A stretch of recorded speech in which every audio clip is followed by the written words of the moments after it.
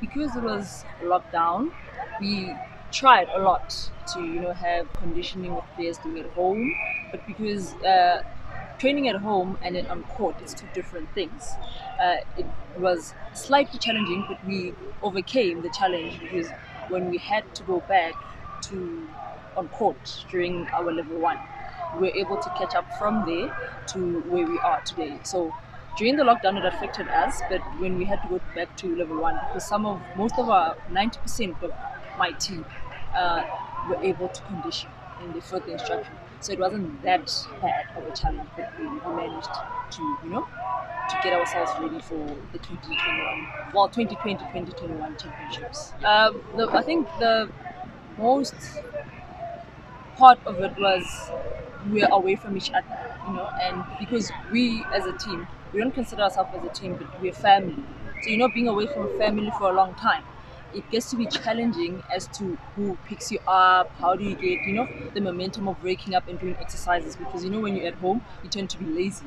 So that element of being lazy was there. And most of my players are saying that some days they couldn't wake up and do exercises because doing it alone doesn't give you that It's not the same. push. Yeah, it's not the same. It doesn't give you that push of saying, okay, let's go and let me do more. So it affected them in that way that their family was away from another family.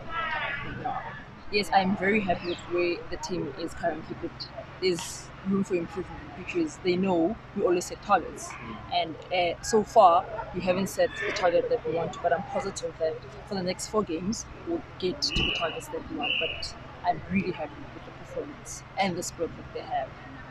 My goal is to play finals, and that's where we're going, and that's where we're in, because the team has that mindset. We can't come so far and then not play finals.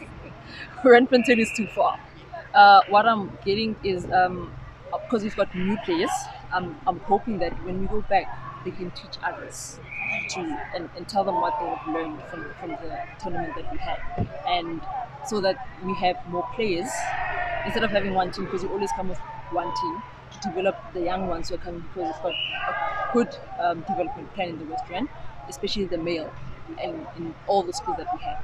So when they go back, we're expecting the same players to go in each school, especially the township schools, so they can be able to assist them and grow them, so that they can also come through to to the championship and experience what they experience as well, because they're really having a lot of fun.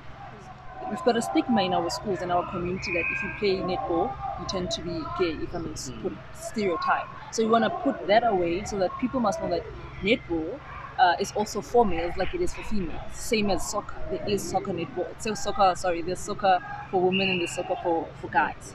So it's that we want to push, that the development needs to be more. Hence, we're doing outreach programs in West Rand with the guys going and showcasing in all the different regions as to what males do. So that then we can have more players coming through, unlike females, because it's easy. So we have a lot of outreach programs that we take to the different regions, so that we know that when come 2021 championships in Durban, then we know that we at least have 2 teams, young players coming to play and new faces, because in the champ we always see the same faces.